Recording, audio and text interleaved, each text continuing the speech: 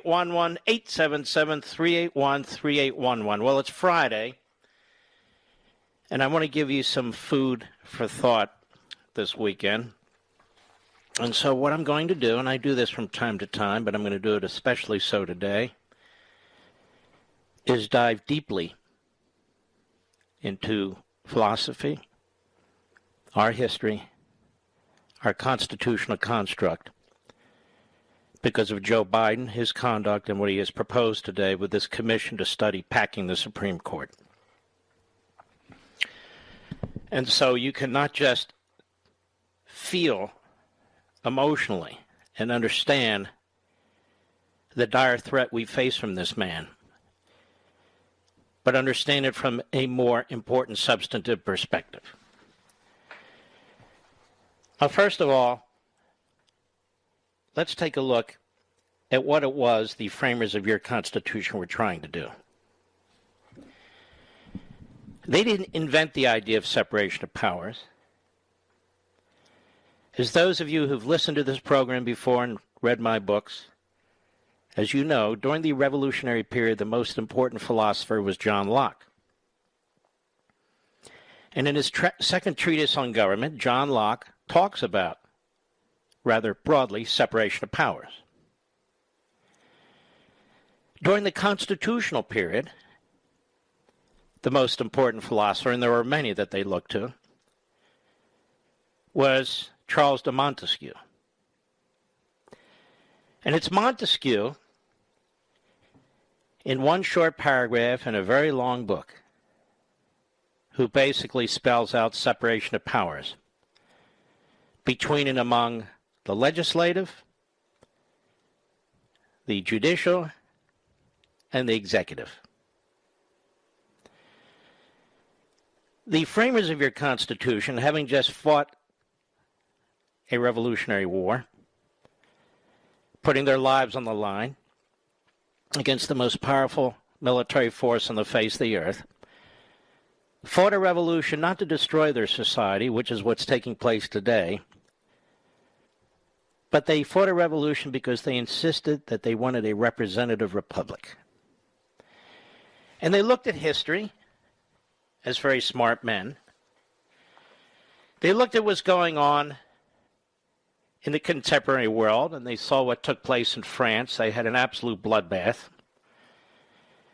And so having fought a revolution against a monarchy, and having watched mobocracy in France result in an absolute disaster as they tried to implement the philosophy of Rousseau, our founding fathers said, we don't want a mobocracy, and we don't want an autocracy. That is, we don't want a democracy, and we don't want a centralized authoritarian government. We want to do something differently. Having looked at human history, having scanned the governments of the world, having a completely blank slate, they created a republic, a representative, federal, constitutional republic. The keystone to this republic is separation of powers. That's the keystone. They were concerned about the mob, that is, factions, taking over the government, having temporary control, and imposing their will on the American people. You see that happening in Congress today. They were also concerned about an individual seizing power as an executive and imposing his will from the nation's capital. You see that in Joe Biden today. The two forms of tyranny that they feared the most, and the Constitution was constructed to try and prevent, are the two forms of tyranny that you and I are currently confronting. The mobocracy and the autocracy from the same political party. The same political party that never accepted this country as founded. The same political party that was behind the Confederacy, the same political party that for 100 years was behind segregation, and today the same political party that is tearing this country apart, the Democrat Party. It has never embraced our founding principles. Always want to rejigger society, always want to change human nature. It is an alien force within our nation.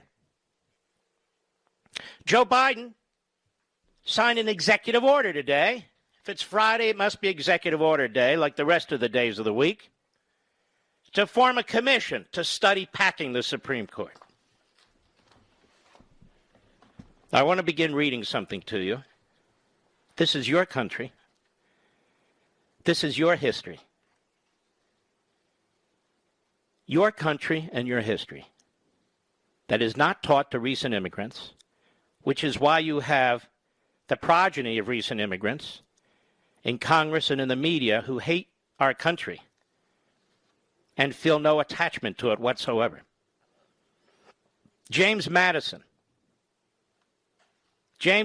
Federalist number 51, pages 347 and 53. February 6, 1788.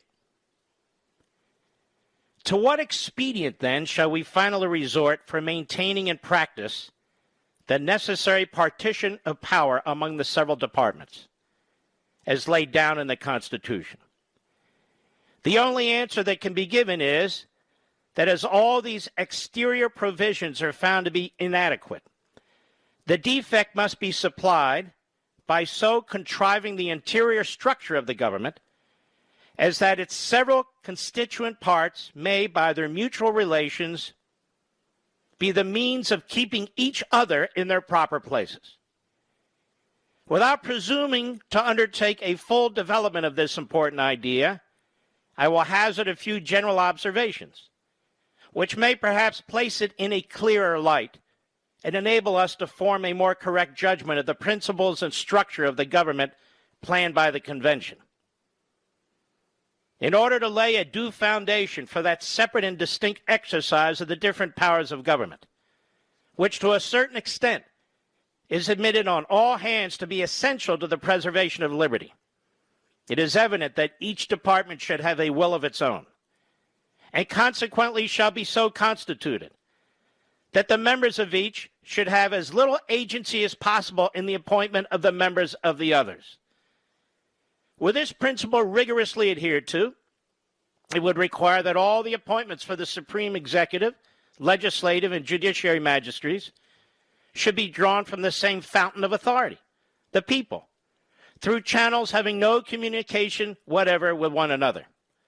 Perhaps such a plan of constructing the several departments would be less difficult in practice than it may be in contemplation appear. Some difficulties, however, and some additional expense would attend the execution of it. Some deviations, therefore, from the principle must be admitted. In the constitution of the Judiciary Department in particular, it might be inexpedient to insist rigorously on the principle. First, because peculiar qualifications being essential to its members, the primary consideration ought to be to select the mode of choice. So what he's getting at here is, look, it can't be a perfect separation of powers because there would be an inability to function. And so what he's saying here is he's justifying separation of powers, but he's also justifying that the president makes the nomination and the Senate confirms in this particular instance. But the great security against a gradual concentration of the several powers in the same department consists in giving to those who administer each department the necessary constitutional means and personal motives to resist encroachments of the others. The provision for defense must in this, as in all other cases, be made commensurate to the danger of attack. Ambition must be made to counteract ambition. The interest of the man must be connected with the constitutional rights of the place. It may be a reflection on human nature that such devices should be necessary to control the abuses of government. But what if government itself, but the greatest of all reflections of human nature? If men were angels, you've heard this, no government would be necessary. If angels were to govern men, Neither external nor internal controls on government would be necessary. And framing a government which is to be administered by men over men, the great difficulty lies in this. You must first enable the government to control the governed, and in the next place oblige it to control itself.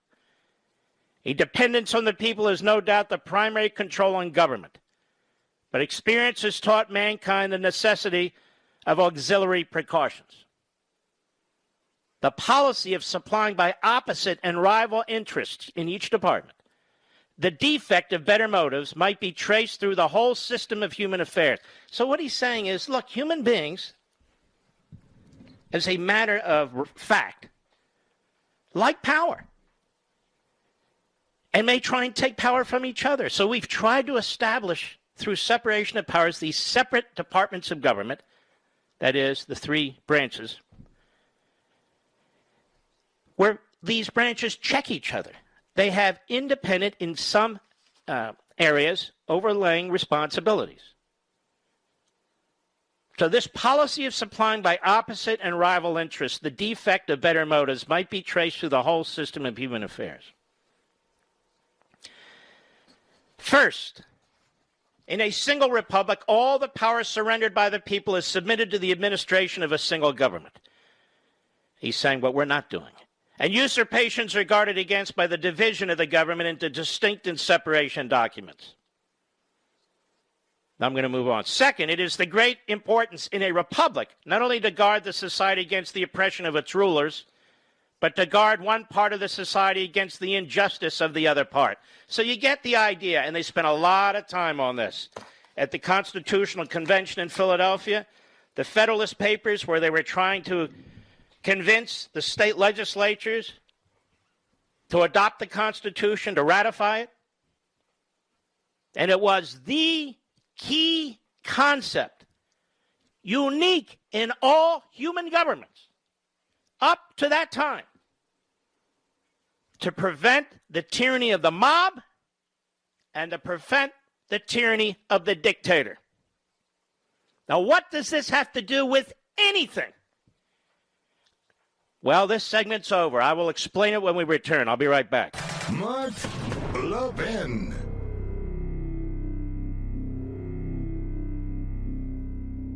Hillsdale College serves four purposes: learning, character, faith, and freedom. Education and faith thrive in freedom, and freedom requires an educated people of good character to preserve it. Hillsdale College has been providing the education needed to preserve free government for over 175 years. It continues these efforts today. Not only its 1,500 undergraduate and graduate students, but nationwide through its free online courses, its support of classical K-12 charter schools, and its other outreach efforts on behalf of liberty. Hillsdale's Articles of Association, dating way back to 1844, commit the college to preserving civil and religious liberty through the provision of sound learning. This learning includes the Constitution and the laws of nature and nature's God, as described in the Declaration of Independence. It includes America's great heritage of liberty that too often today is falsely derided or denied. Hillsdale's motto: pursuing truth and defending liberty, since 1844. It will continue to fight to live up to that motto, come what may.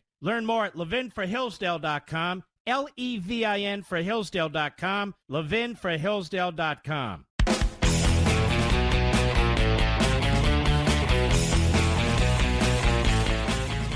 We can't rush through this, ladies and gentlemen. Now, we have commercials during the course of this program, obviously, and news breaks. But we really can't rush through this because this is your country, this is your republic, and it's being destroyed. And I want to give you some context for what's taking place so you can be the Thomas Paines, and over the weekend with your family and friends, social circles, anybody who will listen, explain to them what's taking place in this country. There's no more effective way than to stem and blunt what's taking place than for us to be well informed and not on our heels but on our toes. This is the construct set up under the Constitution of the United States. Since the late 1800s, when an ideology was exported from Europe to the United States, which was self-identified as progressivism, an ideology that is born from Marxism, also born in Germany and Britain. The battle has been to destroy separation of powers. The battle has been, with every other tyranny and totalitarian regime, to centralize power. This was the ideology of the early progressive intellectuals. This was the ideology, whether people like it or not, of Theodore Roosevelt, who was an early progressive, Republican progressive. And this was the ideology of a outright racist by the name of Woodrow Wilson. Wilson dismissed the founding. He dismissed the Declaration of Independence. You know, it was Lincoln embraced the Declaration before and during the Civil War. And Wilson denounced the Declaration and its principles as he advanced segregation and bigotry in the United States. So think about that. But Woodrow Wilson despised the Declaration and he despised the Constitution. He wasn't alone. And the reason is because the Constitution hemmed in the power of a president or the power of the masterminds. The Constitution and Marxism, or its bastard child, progressivism, cannot possibly work together. And they don't. And so for over 100 years now, the Democrat Party has identified with this Marxist or progressive movement and has been attempting for the over 100-year period to chip away at the firewalls in the Constitution, including separation of powers. It started with Theodore Roosevelt. It moved strongly with Woodrow Wilson. Franklin Roosevelt did enormous damage to our constitutional system. And it's been working that way. That's been the trajectory ever since. I want to pick up from here. I hope you'll stick with me after the bottom of the hour. I'll be right back.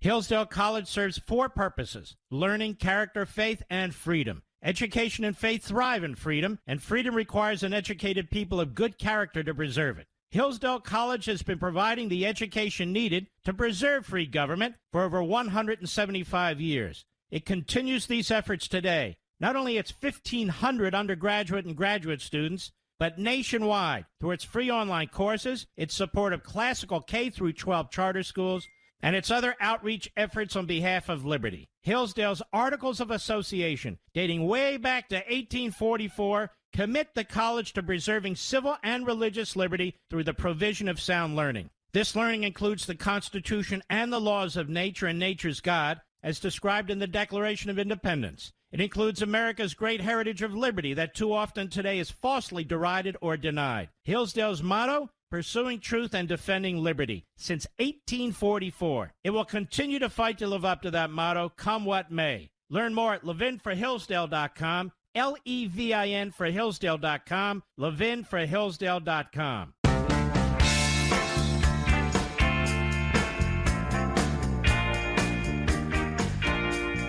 The Mark Levin Show, where we create the talking points. Call in now, 877-381-3811. And when you look at some of the celebrated leaders of the Democrat Party since the late 1800s and the early 1900s into current times, you look at Woodrow Wilson. He was a racist. He was a segregationist. He was born in segregated Virginia. He resegregated the military. And this is very well known. You look at Franklin Roosevelt. Franklin Roosevelt, who Bernie Sanders, Joe Biden, and most Democrats in Washington, D.C. consider the greatest of the presidents. Even people like Conrad Black are blinded by it. This is a man who rounded up 120,000 Japanese Americans and Americans of Japanese descent without any due process, issued the military order, and they were forcibly removed from their homes. Their businesses were taken from them, and they were moved into the interior of the country into internment camps. This is also a man who worked with the New York Times and the Washington Post and other media to cover up the Holocaust and refused to allow Jews who were escaping certain death into the United States. Less than 1,000 of them. That's one of their great heroes. And then Barack Obama, our first black president. Barack Obama was befriended by and befriended domestic terrorists. Bill Ayers, Bernardine Dorn, among others. Bill Ayers and Bernardine Dorn escaped long prison sentences based on a technicality, but they were involved in violent actions against our government, far more than ever took place on January 6th. Barack Obama also pardoned the leader of the FDLN terrorist Puerto Rican movement. He and his fellow terrorists created mayhem and some death in New York. He refused to show any remorse, and Obama pardoned him anyway. These are not great men. These are big government men. These are big government men. They didn't expand liberty for anybody. Not in this country. Woodrow Wilson despised our constitutional system. And today, Joe Biden, Chuck Schumer, Nancy Pelosi, most of the people in the media, these radical movements, whether it's Black Lives Matter or the leftist women in the House of Representatives, they do everything they can, day in and day out, to separate us from our history and to destroy our founding. They want you to believe that this nation, in its DNA, needs to be abandoned. And I sit here and I think to myself, slavery, segregation, all Democrat Party policies. How does it help to remedy what took place 150, 160 years ago in terms of slavery, and 50 years ago when it came to the Democrat Party and segregation, to embrace Marx? How does it fix anything, reform anything, repair anything, to embrace an ideology, even the bastard child they call progressivism? Very quaint. An ideology that has killed 100 million people and enslaved over 1 billion people and impoverished even more people than that. What is it exactly? What kind of redemption and reformation are we going to get out of Marxism or its cheap sister, progressivism? How does enslaving the entirety of the country to a failed ideology do anything to resolve anything? It doesn't, does it? How many more experiments with human beings, with other countries, do we need? You notice Communist China, a genocidal regime, you notice not a single person in this country who embraces so-called progressivism, Marxism, ever leave this country to move to Communist China. Have you noticed that, Mr. Producer? Even more. The purest form of communism in terms of a government on the face of the earth today is North Korea. Is North Korea. You don't see athletes going to North Korea and living there. You don't see leaders of Black Lives Matter surrendering their passport, their citizenship in the United States and moving to North Korea. They'd be insane if they did.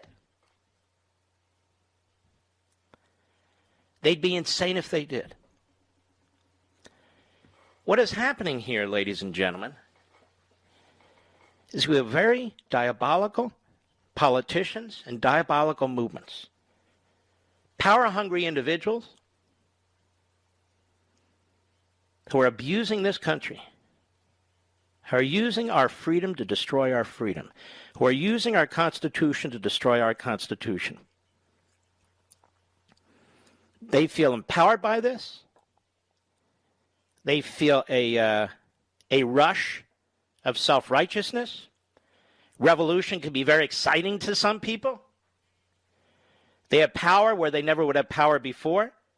Fame, or at least acknowledgement, where they wouldn't have fame or acknowledgement before. They don't care about this country. Quite the opposite. They're destroying this country. And their woke zombies can be found everywhere. In our public schools, in our courtrooms, throughout colleges and universities, the tenured faculty. They can be found in the media, throughout the media, in Hollywood, because these are armchair revolutionaries. They were celebrating violence all summer long. They were telling us that these people were mostly peaceful. Or if they were mostly peaceful, then you and I wouldn't care about it. If they were mostly peaceful, why were they calling federal law enforcement stormtroopers? If they were mostly peaceful, why are they trying to rush the White House? Using Molotov cocktails and other weapons to attack a federal courthouse. Brutalizing our police officers. And yes, killing people. And burning things. Far more damage than was ever done on January 6th. And I don't defend January 6th one whit. And yet these people do defend what took place all summer long. And you'll never forget, I believe, that Joe Biden, for the most part, sat silently. Even as nominee of the Democrat Party, put out a sentence or two late in the game, and that was it. Kamala Harris encouraged her friends in California to contribute to an organization, as did a number of staffers on Biden's campaign staff, that paid for bail for people who were arrested and put in jail to get out.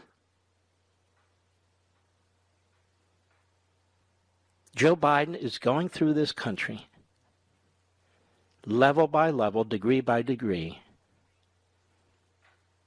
and destroying it. He's just proposed a budget with domestic spending increase of 16%. 16%. In addition to the $1.9 trillion, that's really $3.2 trillion. In addition to the $2.5 trillion, that's really another $3 trillion. In addition to two more massive spending bills he hopes to push through after these first two and this budget bill go through. He will destroy our currency, and he will destroy our economic system. But hey, everybody's demands will be satiated by our generation. Joe Biden has unleashed within the federal government the most radical, fringe, racist movements hatched by communists, promoted in our law schools, into our society, into our federal government, into the United States military, into West Point.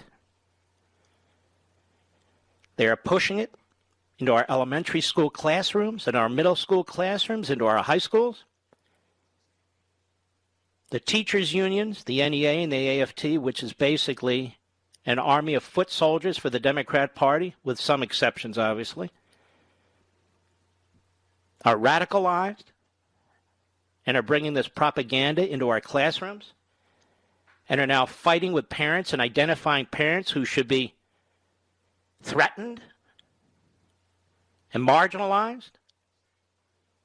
So they've been politically militarized now, our teachers and our teachers' unions, against the parents, the students, and the community.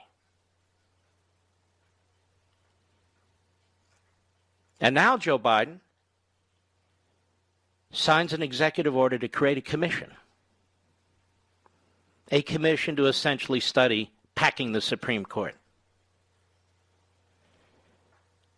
He wants to get rid of the filibuster rule. So far, we have one man, Manchin, who's standing in the way. I don't know how strong he is. He's been very weak. One man. But what happens in the next election if they have 52 senators, the Democrats? Then nothing stops them. Are we to sit on the edge of our chairs after every single election and wonder if we're going to lose our freedom in our country? Is that the way this republic is supposed to function? That we're always one election away from totalitarianism? That we're always one election away from destroying separation of powers? That we're always one election away from open borders? That we're always one election away from massively confiscatory taxes? One election away? Is that what the Constitution says? No, it's not. We have been betrayed by successive Supreme Courts and lower courts. We've been betrayed. We've been betrayed by the media, which is specifically protected under the First Amendment, but chooses not to protect the First Amendment, the Bill of Rights, or the rest of the Constitution. It has, in fact, thrown in with the mob and thrown in with the autocrat. We have been betrayed by a Democrat Party that seeks to populate and control all the elected branches of government, all the appointed branches of government. But when the framers put together this construct of separation of powers, they could never have dreamed that there would be a political party, because keep in mind there were no political parties. They could never have dreamed there would be a political party that would use whatever branch of government it controls to destroy the constitutional construct in order to create a centralized autocracy. So rather than have branches of government jealously protecting their own powers, we now have branches of government that are controlled by the Democrats that are aggressively colluding and conspiring against the rest of us. This latest act by Joe Biden to form a commission to study packing the Supreme Court, I want to ask the Republicans in the House of Representatives a question. I want to ask Kevin McCarthy and Steve Scalise a question. You're in the minority, but ideas honestly do have consequences. What will it take for the leadership in the House? And what will it take for the other Republicans in the House of Representatives to tell the American people that we have a president of the United States who is violating our Constitution on multiple levels, that is utterly out of control, that is conducting himself like a monarch? And what will it take for those Republicans, to draw up articles of impeachment? I'll be right back. Mark Levin.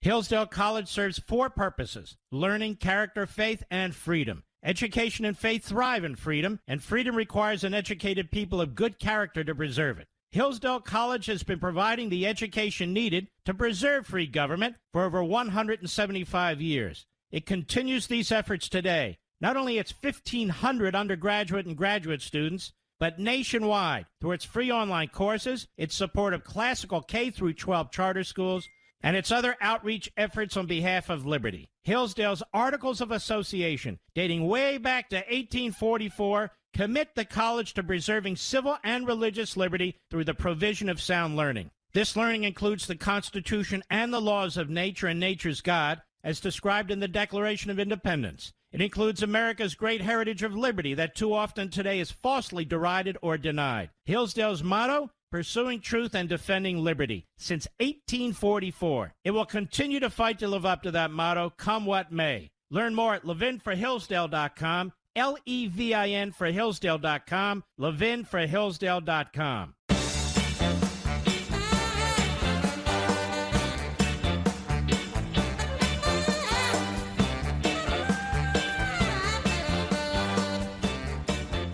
Joe Biden is leaving a stain on the presidency far worse than Bill Clinton ever did. And impeachment isn't reserved for Republican presidents. It's the only option we have. And I do understand that the Republicans are in the minority. But at some point you need to stand up and be counted. And when you have a pyromaniac in the Oval Office who's burning down our country, burning down our system, burning down our military, our law enforcement, burning down our borders, burning down our courts.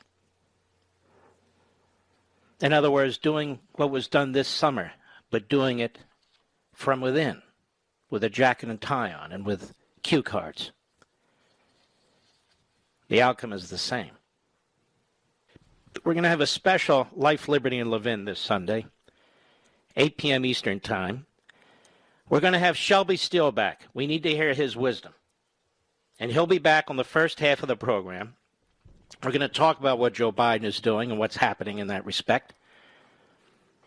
And we're going to have Charles Payne on the second half hour to walk us through what's happening with the spending, the debt, and the future to our economy. And I guarantee you, I'm going to open with the biggest blockbuster monologue you've probably ever heard.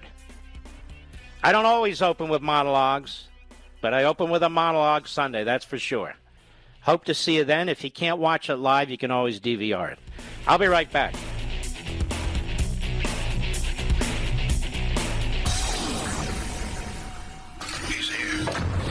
He's here. Now, broadcasting from the underground command post, deep in the bowels of a hidden bunker, somewhere under the brick and steel of a nondescript building, we've once again made contact with our leader, Mark Levin. Hello, America. I'm Mark Levin. Our number, 877-381-3811, 877-381-3811. You know, it's amazing how myths are recreated through repetition in the media. They keep talking about the Supreme Court as the 6-3 majority conservative court. Now, ladies and gentlemen, there are 6 justices who were appointed by Republican presidents who are Republicans. But there's not 6, may I say, originalists on the Supreme Court by any stretch of the imagination. John Roberts is not an originalist. He's Hollywood John. He's political. That's a fact. Kavanaugh is not an originalist, and I said he wasn't an originalist. His vote is up for grabs. The 2 most solid individuals on the court in terms of being faithful to the Constitution are Clarence Thomas and Sam Alito, period. Period. So, on an average day, it's 7-2. On a good day, it's 6-3, but for the liberals, not the conservatives. So Joe Biden says now we're going to have a 180-day study of potential changes to the Supreme Court. Now, ladies and gentlemen, potential changes to the Supreme Court, it depends what they mean by that. If you're going to change the Supreme Court, you have to amend the Constitution of the United States. There's something about the left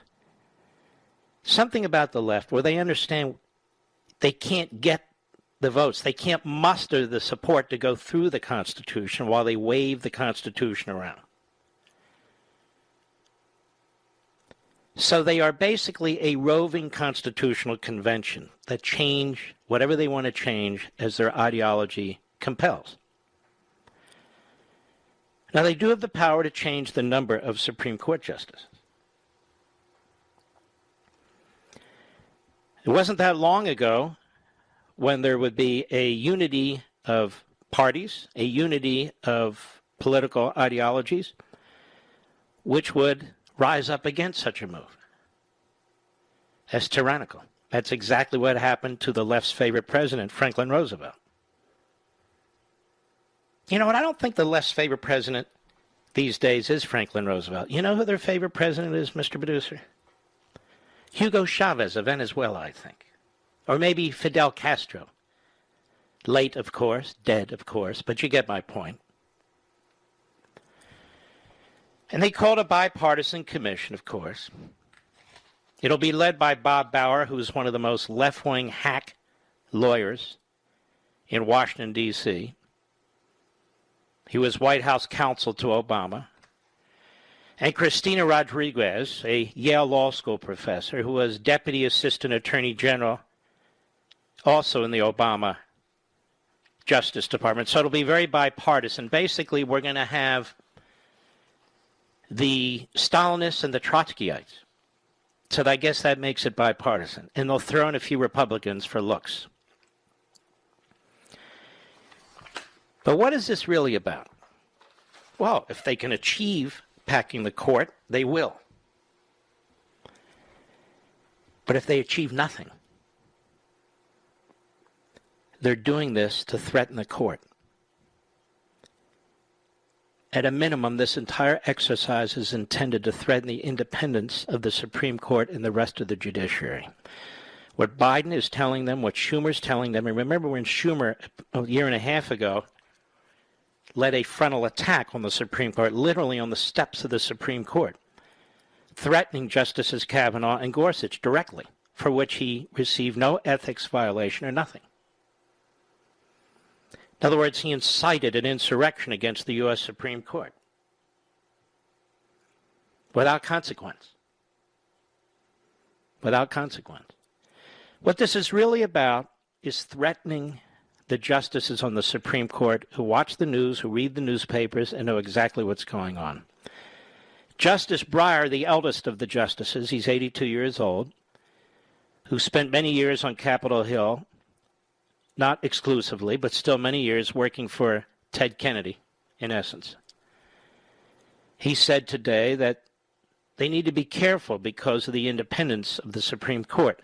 So immediately, members of the Democrat Party on the left, and I don't even know how you say on the left anymore, where are they, somewhere else, said he should resign. So that's the mob. The mob. So a Supreme Court justice should resign because he says that he's concerned about maintaining the independence of the Supreme Court. You see? You see where we are here? MSNBC host calls on liberal Supreme Court Justice Breyer to retire after his warning against court packing. This is at Fox. MSNBC host Mehdi Hassan, whoever the hell that is, has called Justice Breyer to retire from the bench after he spoke out forcefully against court packing earlier this week. So you can see the Democrat Party and the mob. It's more than cancel culture. It's too passive, that phrase. We've got to think of another one. But in any event, they're now demanding the resignation of a Supreme Court justice who's trying to uphold separation of powers. The old liberal establishment is under attack. The old liberal establishment is under attack by these Marxists, with whom Joe Biden has thrown in. There's no need to do any of this. There's no need for a commission. The Supreme Court did exactly what Joe Biden wanted them to do throughout the election period. They will continue to do mostly what Joe Biden wants him to do, but that's not good enough because Joe Biden is about building a legacy. He wants to be America's Benito Mussolini. And so far in his first 90 days in office, he is Benito Mussolini. And it's getting worse. So this entire exercise is intended to threaten the United States Supreme Court, basically warning it. If you step out of line, we will destroy you. That's Joe Biden's message.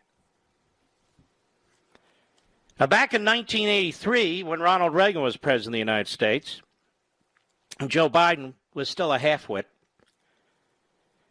he spoke to this idea of packing the Supreme Court. Now, the man is anything but inconsistent. Cut 2, go.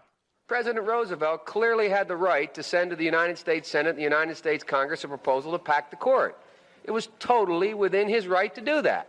He violated no law.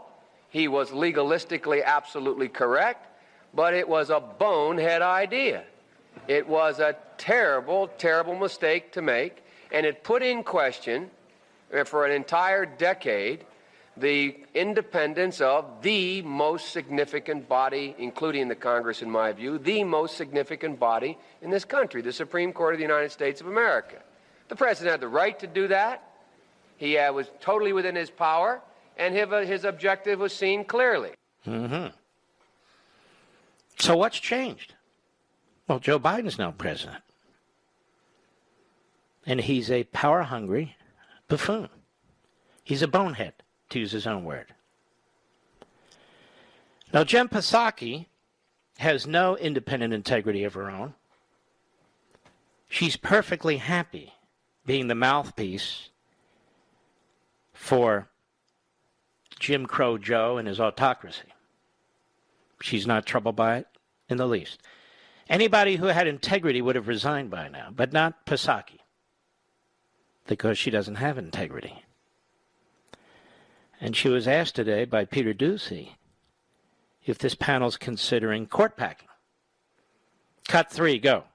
To follow up on Ed's questions about the Supreme Court action today, President Biden once said in 1983 he thought court packing was time-back machine. Oh, yeah. A time-back machine. You know, the world starts today. And we're not interested in any of that, of course. No. No, a time-back machine. Now, don't hold his feet to the fire. We know he's a buffoon and inconsistent, just like I, his spokesidiot. All right, go ahead. Thought that court packing was a bonehead idea when FDR tried it. So why ask a panel now to go and see if it is a good idea? Well, first, the panel is being asked to take a number of steps, including the pros and cons on exactly that issue. But they will also be looking at the court's role in the constitutional system, the length of service and turnover of justices on the court, the membership and size of the court, and the court's case selection rules and practices, and the makeup. Whoa.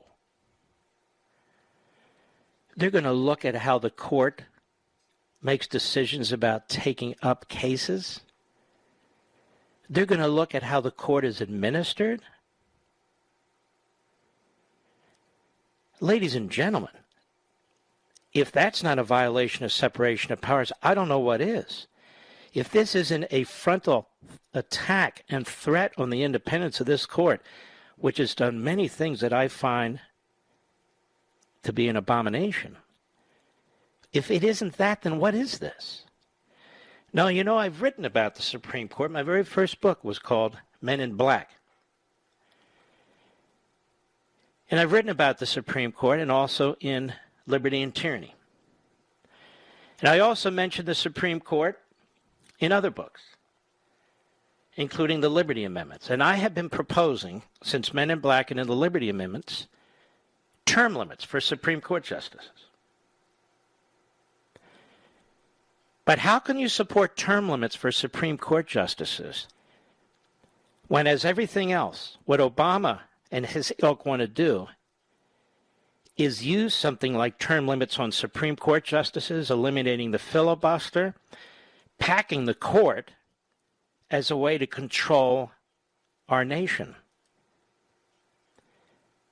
For me, term limits were very, very important and still are in normal, regularized circumstances where you do not have a party and a crackpot in the Oval Office who are looking for opportunities to seize control of every part and parcel of our republic. So they will manipulate the term limits proposal that I came up with and have been writing about. When did Men in Black come out? 16, 17 years ago? Something that I have been, promoting for a long, long time. But certainly not in this environment, and certainly not in the context of what Joe Biden and his surrogates are looking to do. But the idea that they're going to look at the court's case selection rules and the court's administrative activities and so forth, is a clear violation of separation of powers. It's clearly intended to threaten the Supreme Court. And it's really appalling. He's bringing in one of his own political and legal hacks who was involved in changing laws in battleground states, this guy Bauer, who's always one step ahead of the law himself, an old Obama appointee, really an old Clinton guy, and he's bringing in another political appointee, Deputy Assistant Attorneys General. In this case, she was a political appointee. He's bringing in his hatchet people to lead a commission to look at the Supreme Court. Now, what's really quite remarkable about all this is he's getting no pushback from a single Democrat in this country. He's getting no pushback from a single so-called journalist in this country. He's getting no pushback from a single so-called court watcher in this country. And if any body has the authority to examine the Supreme Court, and by that I do not mean how the Supreme Court is administered in select cases, but their budgets and their salaries, which have to go through Congress, it's Congress. Not the President of the United States with some commission where he appoints political hacks who are not accountable to anybody. Since when do you bring in lawyers and law professors, put them on a commission, and have them examine the United States Supreme Court? He's threatening the Supreme Court, and he's going around Congress, which this idiot controls.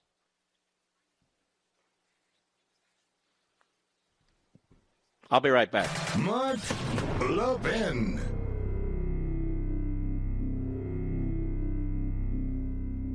Over 2,000 of you, my listeners, made the switch from overpriced wireless carriers to Pure Talk over the past few months. We want the rest of you to join us and to see what we're talking about. If you're with AT&T and Verizon or T-Mobile, your family could save over $800 a year just by switching to Pure Talk. You get great coverage, you can keep your phone and your number, and you'll save a fortune. Pure Talk is the top-rated wireless company by Consumer Affairs with the absolute best consumer service team based right here in America. Does that sound good? Well, it gets better. Right now, get unlimited talk, text, and 6 gigs of data, just $30 a month. And if you go over on data, they don't charge you for it. They don't care. Go to puretalkusa.com and enter promo code Levin Podcast. Again, puretalkusa.com, promo code Levin, Levin Podcast. And when you do, you'll save 50% off your first month. That's puretalkusa.com, promo code Levin Podcast. Pure Talk USA, simply smarter wireless.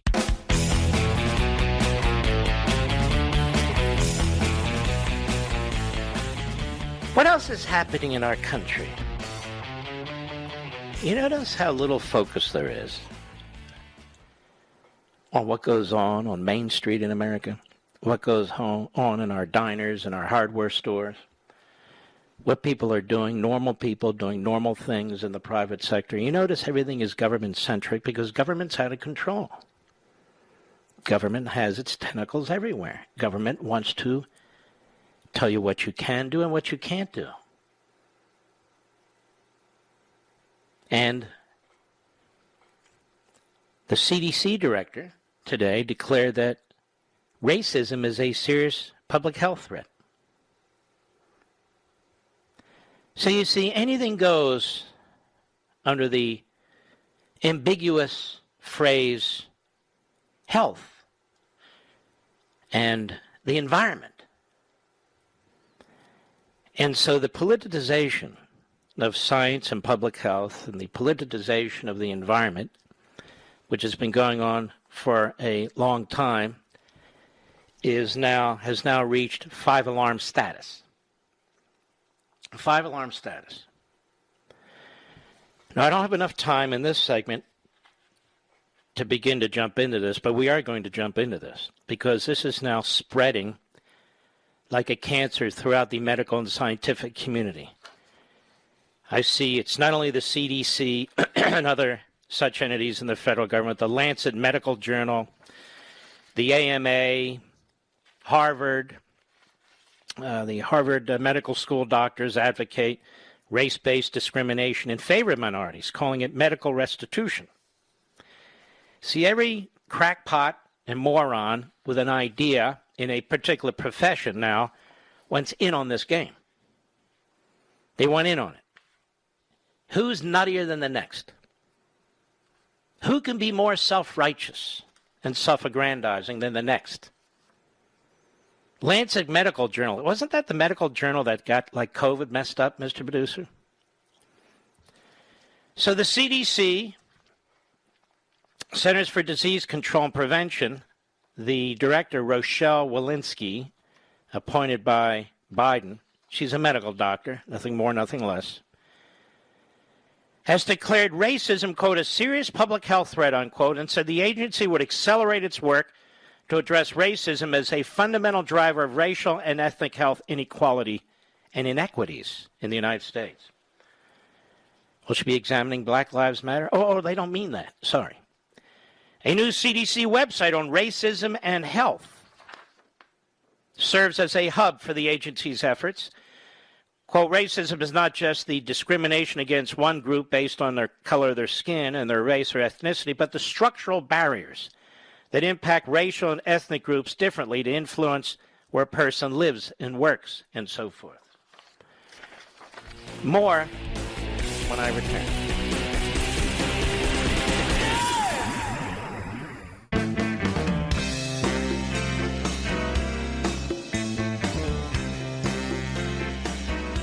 Mark Levin, an unapologetic patriot and unapologetic constitutionalist. You can reach him at 877-381-3811. So there's no aspect of this society now that hasn't been devoured by what was once understood to be a fringe, racist, radical ideology, critical race theory.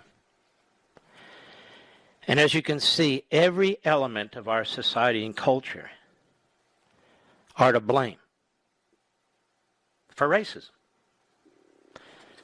So step back a second, ladies and gentlemen. Here we have the most tolerant and diverse society on the face of the earth. Here we have a nation of laws with due process for all. Here we have a nation where everybody can vote as a matter of fact, or they have a federal cause of action. Here we have a nation where, as I speak, over 120,000 people south of the border, most of whom are people of color, tried to come into this country in 1 month. In 1 month's time. And you and I are supposed to believe these lies about systemic racism, systemic white privilege, and all the rest. This is an effort to dehumanize people and groups of people. This is a vulgar and poisonous ideology. This is one the Democrat Party has grabbed onto because it believes it can use it to further its power-hungry aims. And this is an ideology that seeps through liberaldom, including medical schools, science labs, sports, corporations, and all the rest of it. So the CDC director declares racism serious public health threat. How does she know? You know, our buddy Leo Terrell, and I'll tell you, this guy is a tremendous patriot. And he's a man of enormous integrity. I'll tell you why. Because for the vast majority of his life, he was a liberal, if not a leftist. And he's a man who has defended people at the granular level. In other words, on ground level.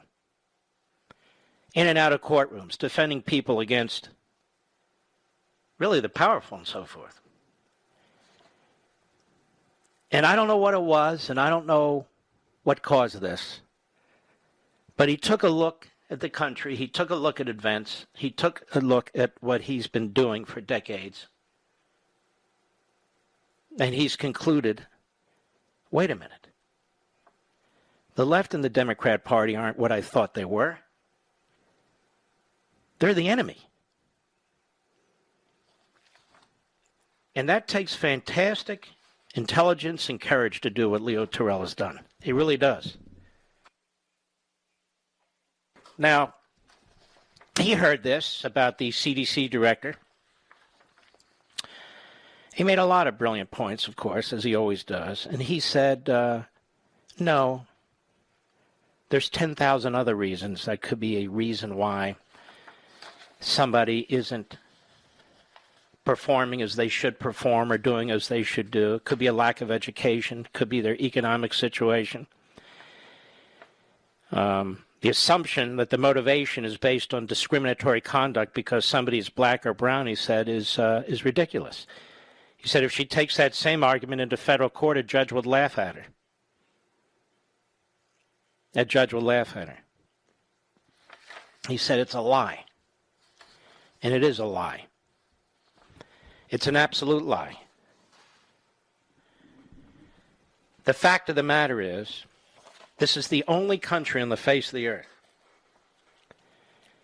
where a person can walk into an emergency room,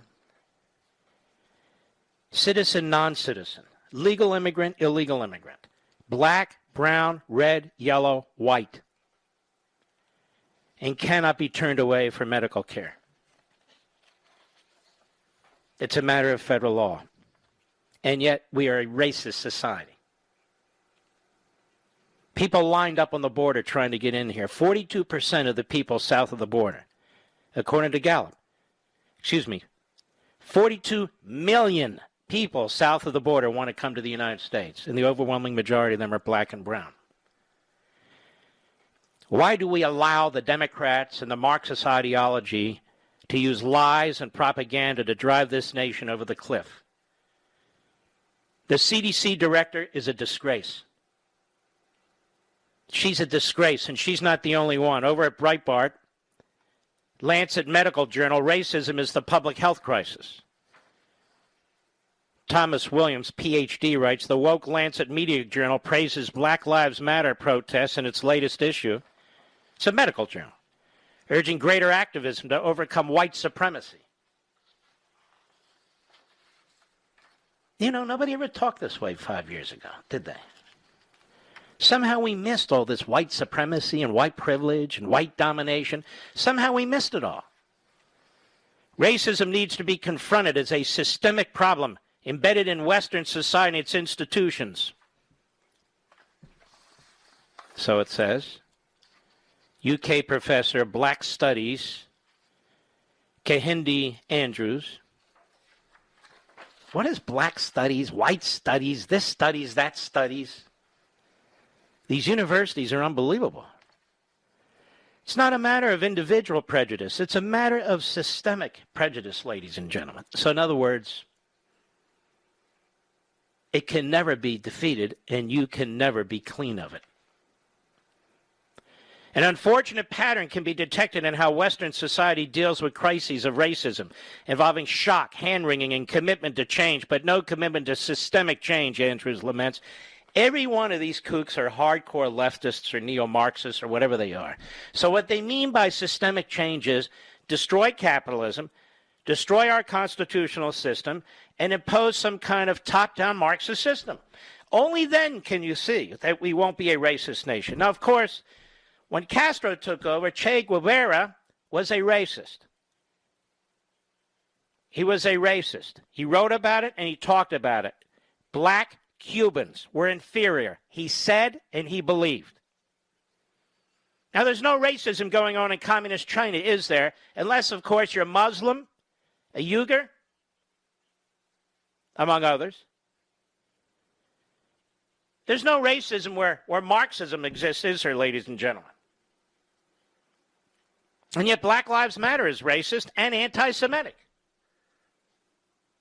And so is a growing percentage of the Democrat Party hierarchy. Racism is typically reduced to individual acts of prejudice or seen as a series of flashpoints, says this professor, usually triggered by some violent act. When confronted with an unavoidable truth about the nature of inequality, some politicians and policymakers seem reluctant to come to terms with the realities of structural racism. There is no structural racism. Some people want to believe. They want to believe desperately. They want to be viewed as victims. There is no structural racism in the United States. Period. Then we have the American thinker, Thomas Lifson. Harvard Medical School doctors advocate race-based discrimination to favor minorities, calling it medical restitution. Ruling class members are starting to state out loud the hitherto tacit, punitive, anti-white discrimination they seek in order to atone for structural racism. Two professors at Harvard Medical School, Drs. Bram Wispelwey and Michelle Morris, imagine being their patients, have published an open call for racial discrimination in the delivery of medical services in the name of remedying structural racism. The article titled An Anti-Racist Agenda for Medicare. Now, all these people are racist. You understand, right? Black Lives Matter is racist. These mayors are racist. They're all racist. When you treat a group of people with a broad brush and you dehumanize them, you're a racist. I don't care what color you are. So the Anti-Racist Agenda for Medicine article has attracted criticism from conservatives, but so far no rebuke from Harvard Medical School or Brigham and Women's Hospital, the Harvard-affiliated hospital where they practice. The authors openly state that they're drawing on critical race theory and advocate for reparations paid to, well, blacks. But they see that measure as insufficient.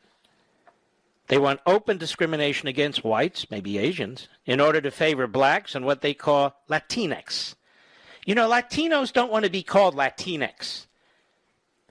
But phony intellectuals and phony scholars in our law schools and colleges and universities and in the pages of phony newspapers like the New York Slimes and the Washington Compost insist on calling them Latinx.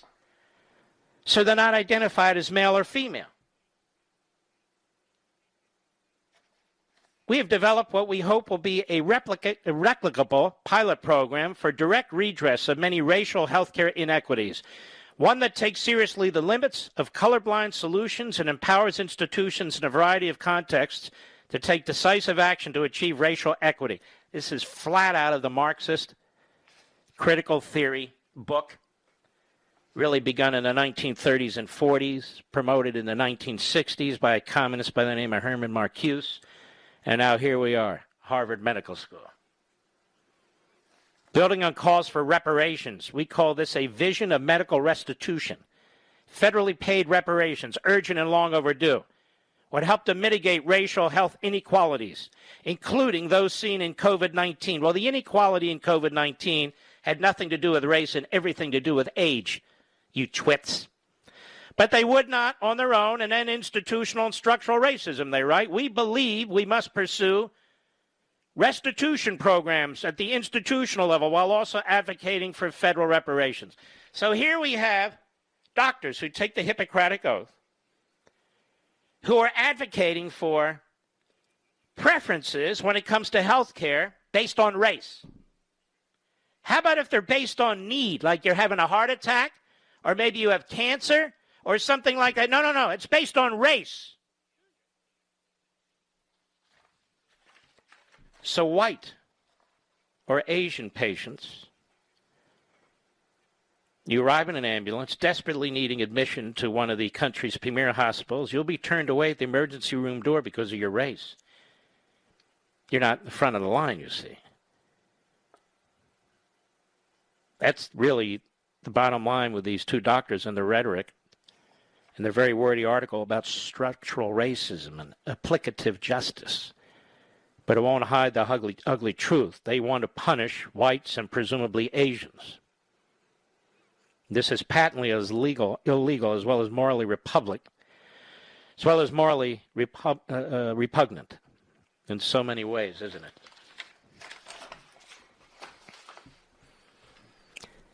This growing racism in our country, dressed up as righteousness. I'll be right back. Mark Levin.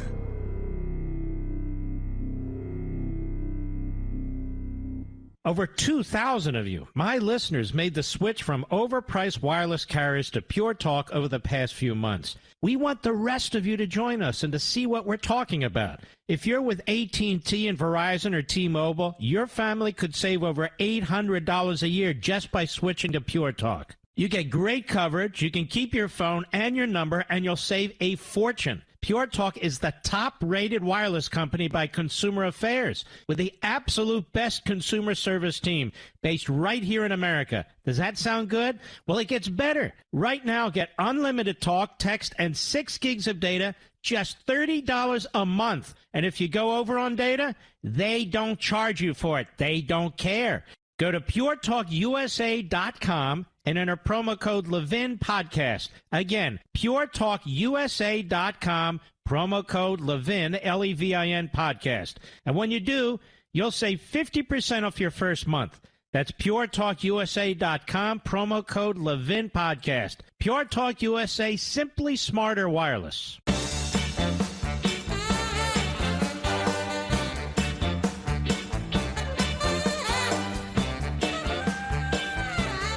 So Biden, on top of all the other spending, is proposing a increase in domestic discretionary spending, a new budget, an annual budget. Listen to this. Of $769 billion for non-defense spending, a $105.3 billion increase. Can you believe this, Mr. Producer? A $105 billion increase to $769 billion. In the meantime, he proposes effectively no increase for the Defense Department, a minor increase which puts them behind, and no increase for the Department of Homeland Security, despite the fact they are overwhelmed on the southern border. So the Communist Chinese, did they make this budget? I wonder if they wrote the defense budget. I don't know. So the Border Patrol and ICE, nothing more. Our defense folks, they're going to be behind because there's inherent costs in defense, and the increase is not going to come close to what Donald Trump had proposed. So we're spending trillions and trillions and trillions, including on illegal aliens, including for blue state governors and blue state and blue city mayors, and all kinds of money on illegal aliens and all the rest. But when it comes to your United States military, in the neck. In the neck. When it comes to the Border Patrol and ICE, in the neck. This man is a wrecking ball.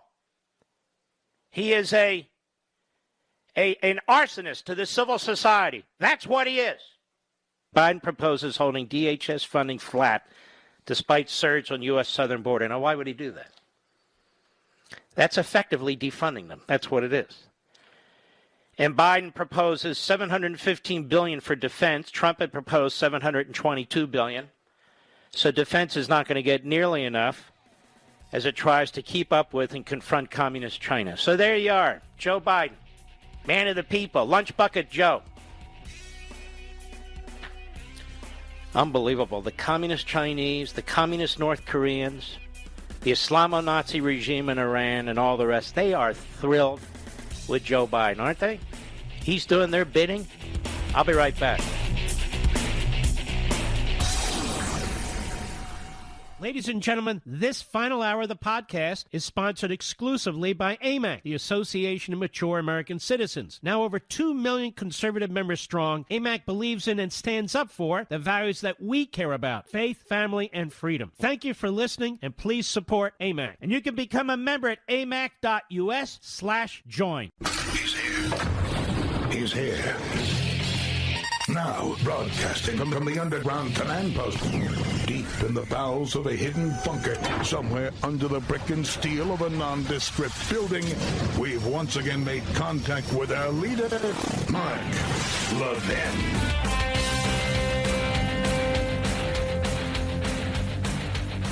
Hello, America. Mark Levin here. Our number, 877-381-3811. 877-381-3811. Don't forget, please, Sunday night, 8 p.m. Eastern. You're not going to want to miss it. If you can't watch it live, you can always DVR it. the great Shelby Steele, and we're going to talk about race in this country. And Charles Payne, who is fantastic also. We're going to talk about what's going on with the spending and the debt and the consequences. And it's going to be led by one of my, I think, best monologues. You'll be the judge of that.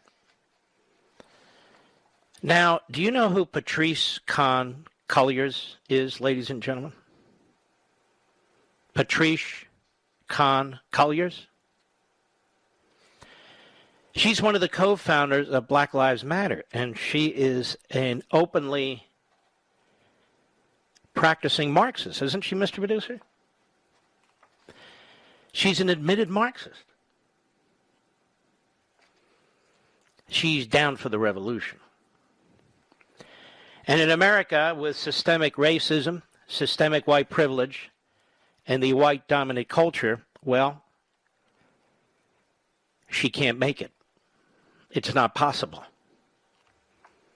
And yet here I am. I look at a website called dirt.com, assuming it's accurate, dirt.com. A secluded mini compound tucked into Los Angeles' rustic, semi-remote Topanga Canyon was recently sold for a tad more than $1.4 million to a corporate entity that public record shows is controlled by Patrice Kahn Colliers, 37-year-old social justice visionary and co-founder of the galvanizing and for some controversial Black Lives Matter. Now, I didn't report this firsthand. Maybe it's a trick. Maybe it's a setup, Mr. Producer. But maybe it's true. Now, this compound is $1.4 million. As I say, it's on the dirt.com site. Maybe it's a fake site. And it shows this Topanga Canyon, California home. It is really a fantastic home. It says a winding 15-minute drive from the Commons at Calabasas and a slightly longer and somewhat less serpentine drive from Malibu's Getty Villa. The pint-sized compound spans about a quarter of an acre. The property is not quite 2,400 square feet. It is divided between the 3-bedroom and 2-bath main house and a separate 1-bedroom, 1-bath apartment capable of hosting guests, long-term with a private entry and a living room with a kitchenette. It's beautiful, though, isn't it, Mr. Producer?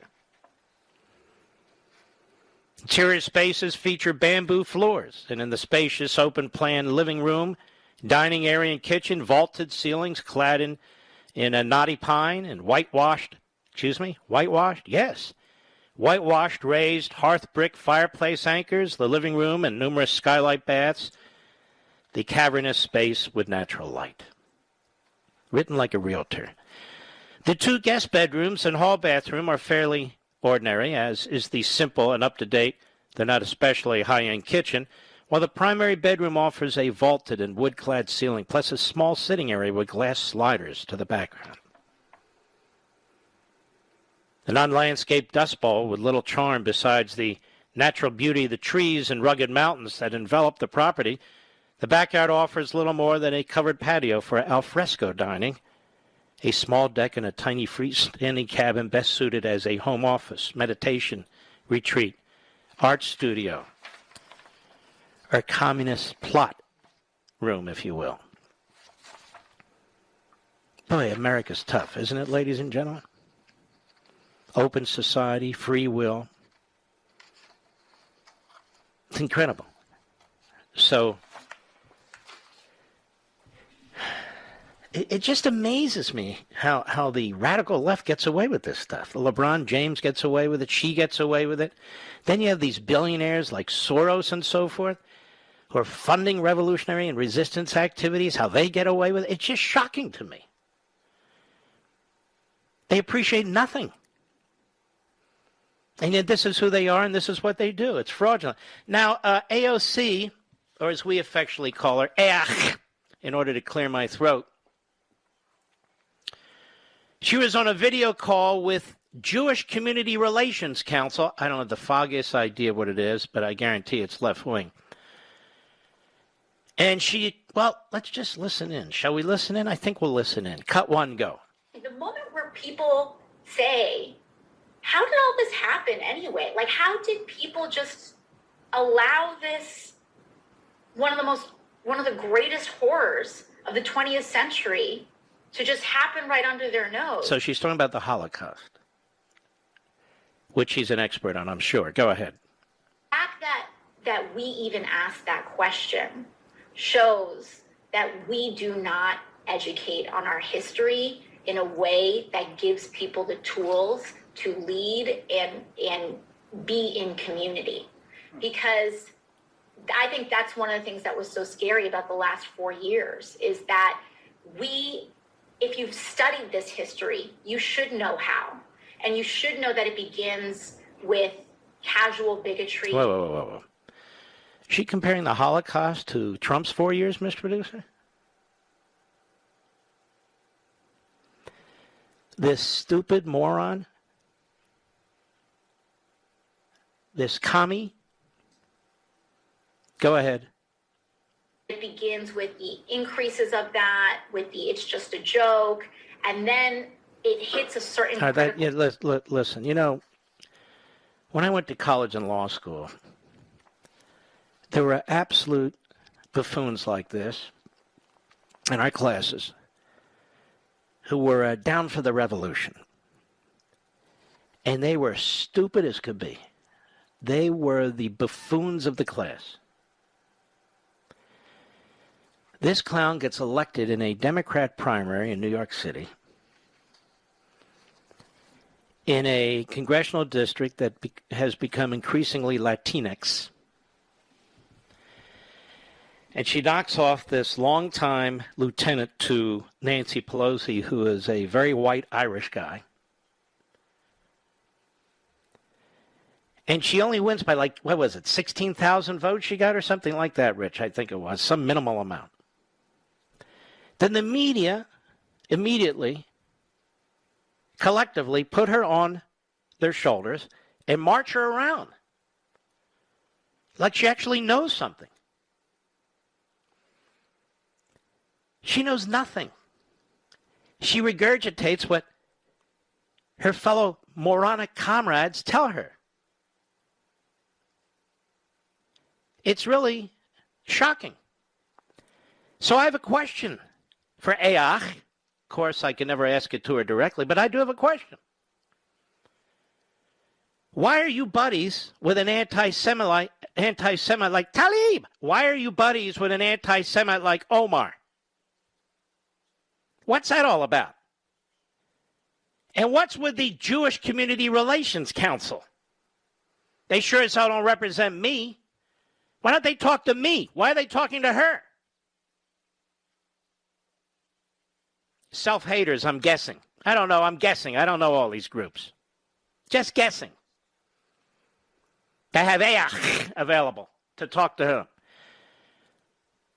Now, this is how mentally ill she and her ilk really are. The Holocaust and the Trump years. She doesn't really have a feeling for the people who were slaughtered during the Holocaust. She doesn't really have an understanding of what took place. She is a manipulated, dense millennial. And I'm not attacking all millennials, just this millennial. I'll be right back. Mark Levin.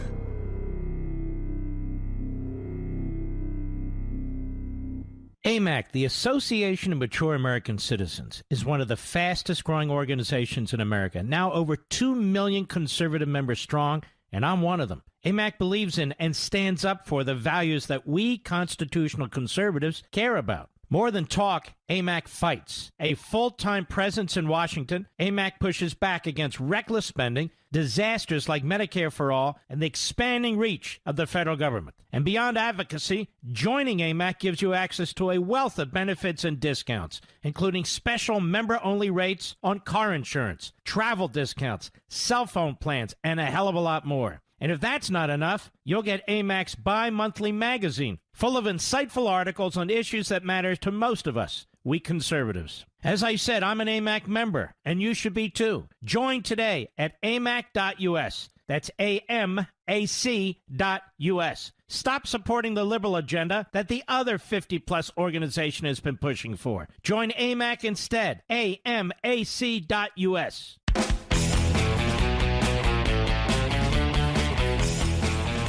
Let's go to John, Dayton, Ohio, on the Mark Levin app. John, go right ahead, please.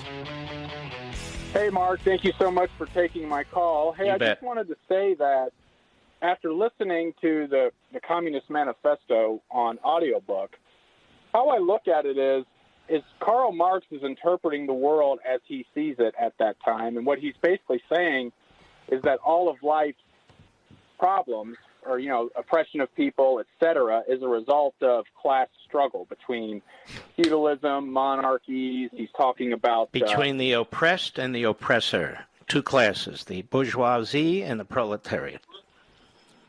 Yes, sir. And while I think it's absolutely true that that governments throughout time, dictators have used a lot of Marx's... Well, let's hold on, because I'm told you're a liberal and you have a sympathetic view for this. Is that correct? Is that Marxist model correct? Yes, sir. Well, not all of it. Here's, and I want to try to make it quick. I think that if working class people had their overall basic needs met, that it could reduce a lot of problems as we see it. But this is, again, we're not talking about parasites. We're talking about humankind. And the question is, what kind of an economic model and what kind of a societal model provides more goods for more people than any other? That's the issue. Because many people have died trying to accomplish what Marx theorizes about. You look at the Cambodia killing fields, 25% of the population was slaughtered. There were to be no rich, no lawyers, no intellectuals. Everybody was moved out into the agricultural areas to farm and to provide for themselves. When you look at North Korea, these are the purest examples of Marxism. These other so-called communist societies, including China, have had to abandon major aspects of Marx, and they've become relatively difficult to distinguish from totalitarian regimes with an ideology. But the world doesn't work that way. Marx has been wrong on almost every level.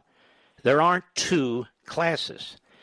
Even among union members, even among so-called workers, people are different. They have different needs, different motivations, different educations, different backgrounds, different families. Everybody's not the same or not even necessarily similar just because they work on an assembly line one next to the other. So in my view, you cannot interpret humanity or human history solely based on economics. There are many other things, including spirit, including faith, including ancestry, including what you're taught, and so forth. Marx got it utterly wrong. Right, and I just want to say that I'm actually not when I say I'm a liberal, I'm not a leftist in the sense of I believe in open borders, which I don't. I think we should have a secure border. I support the Second Amendment because I don't like the idea of being dependent on government for protection, things like that.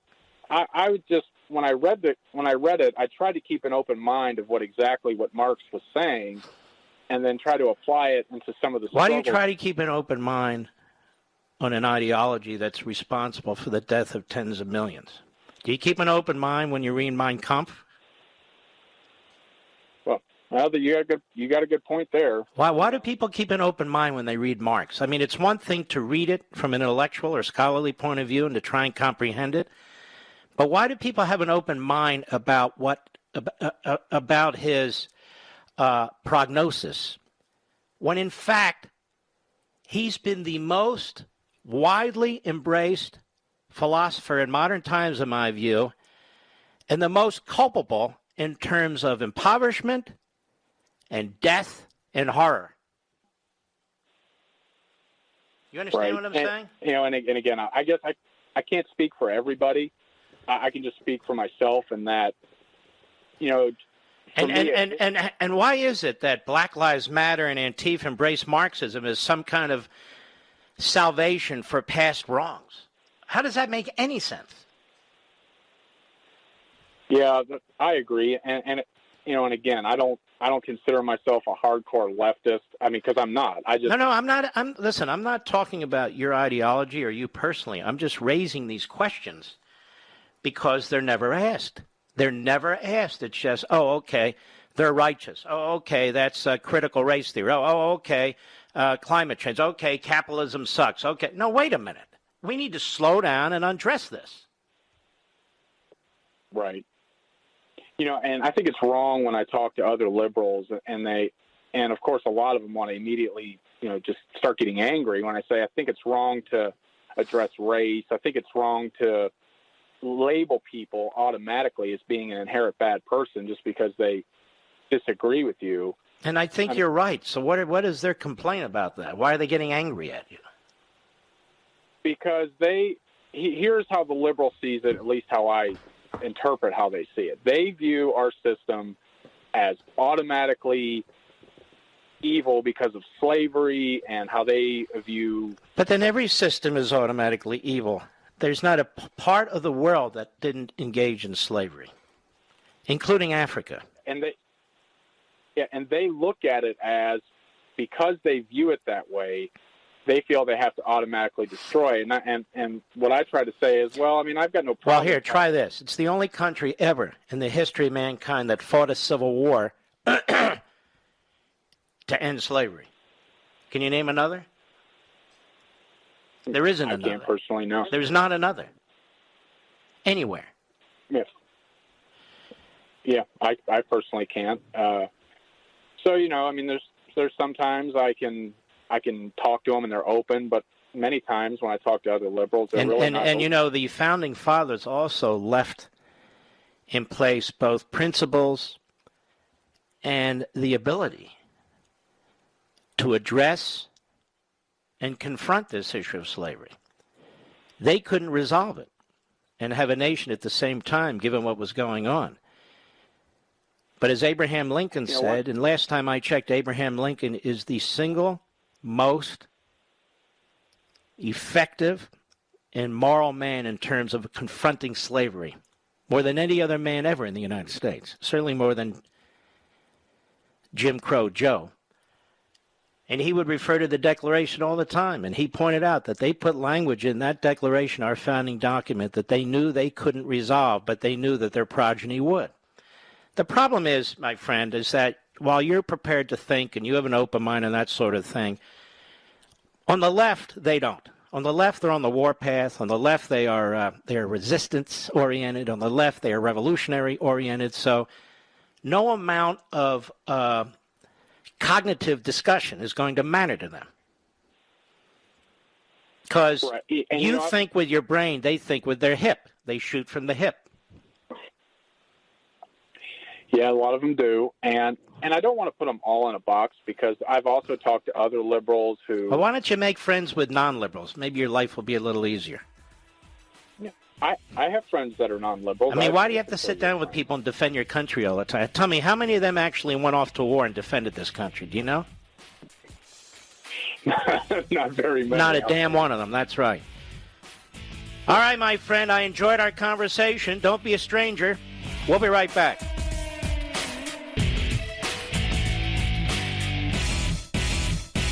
AMAC, the Association of Mature American Citizens, is one of the fastest growing organizations in America, now over 2 million conservative members strong, and I'm one of them. AMAC believes in and stands up for the values that we constitutional conservatives care about. More than talk, AMAC fights. A full-time presence in Washington, AMAC pushes back against reckless spending, disasters like Medicare for All, and the expanding reach of the federal government. And beyond advocacy, joining AMAC gives you access to a wealth of benefits and discounts, including special member-only rates on car insurance, travel discounts, cell phone plans, and a hell of a lot more. And if that's not enough, you'll get AMAC's bi-monthly magazine, full of insightful articles on issues that matter to most of us, we conservatives. As I said, I'm an AMAC member, and you should be too. Join today at amac.us. That's AMAC.us.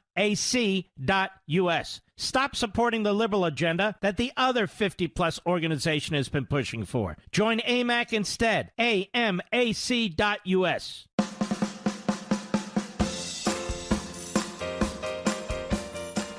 Mark Levin, radio's principled patriot.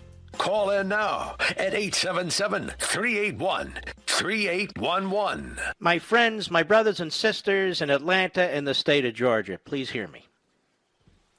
Please hear what I want to tell you. It turns out that Stacey went around your backs. Stacey Abrams went around your backs, was consulting with the Major League Baseball commissioner before he decided to undertake the boycott by removing the game from Atlanta and bringing it to Denver. And then she goes out in public and she acts like she didn't really want the game to be moved. So which is it, folks? What did she want? And what the hell's wrong with my call screen, Mr. Producer? I've tried repeatedly to get in there. Is it up and running on your end? Well then. All right, you emailed me. Now you know my computer sucks. Wait a minute. Let's see. Ladies and gentlemen, just bear with me. Give peace a chance. Let's see here. Here we go. Everybody, silent prayer or show tunes. All right, let's go to Dan Ames in Iowa on the Mark Levin app. Yes, Dan Ames, how may I help you? Hey, Mark, thanks for taking my call. I want to thank you for consistently proving that there are certain principles and philosophies that are true over time, from the Ten Commandments to the Constitution. I think you showed it tonight. I've been reading Liberty and Tyranny, and in 2004, you wrote about how a tyrannical government might take advantage of a pandemic to rob people of their liberties. We've all seen that happen. And then tonight, you played a clip of Joe Biden years ago talking about how wrong it is to pack the Supreme Court versus what he's doing today. I just think there's clearly a difference between principles and political expediency, and I just wanted to thank you for pointing it out again and again. Well, I appreciate it. And as this tyranny grows and swirls around us, which is exactly what it's doing, we have to hold hard and firm to our belief systems. And we have to be resolute, and we have to be more. We have to become activists, and we have to push back. And I hope you and everybody else listening will stick with me over the course of the next many months, because I am definitely working on something morning, noon, and night. Obviously, it's a book, but it's not just a book to read. It is a book for a purpose. And, Liberty and Tyranny was used and actually helped launch the Tea Party movement. And I've been involved in all these liberty movements, whether it's the Reagan Revolution, the Tea Party movement.